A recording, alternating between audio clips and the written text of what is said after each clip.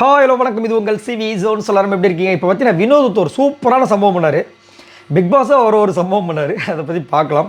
அதுக்கு முன்னாடி பார்க்குற எல்லாருமே நம்மளோட சேனலை சப்ஸ்கிரைப் பண்ணிட்டு பாருங்கள், லைக் பண்ணுங்கள், கமெண்ட் பண்ணுங்கள், ஷேர் பண்ணுங்கள். இப்போ வாங்க அந்த வீடியோக்குள்ளே போகலாம். சப்ஸ்கிரைப் பண்ணுங்கள்.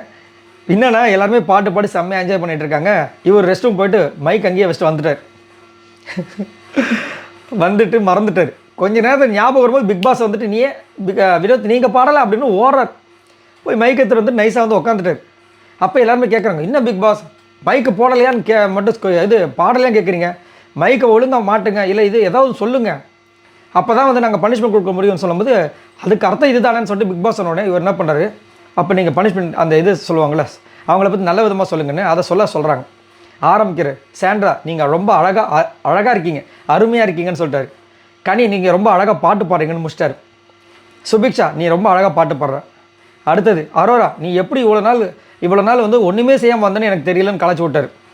அடுத்தது விக்ரம் நீ அதை சின்ன விஷயத்தை பெருசாக்கிற பற்றியா அதுவும் உங்ககிட்ட பிடிச்சிருக்குப்பா.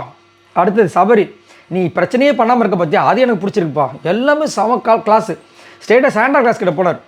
சாண்டா கிளாஸ் உங்ககிட்ட எனக்கு தினமும் பிடிச்சிருக்கு, உங்கள் கையில் சாக்லேட் இருக்குன்னு தெரிஞ்சும் உங்களுக்கு வந்து சக்கரை வியாதி இருக்குன்றதால நேற்றுலேருந்து சாப்பிடாமல் இருக்கீங்களே அது எனக்கு பிடிச்சிருக்குன்ட்டு போயிட்டார்.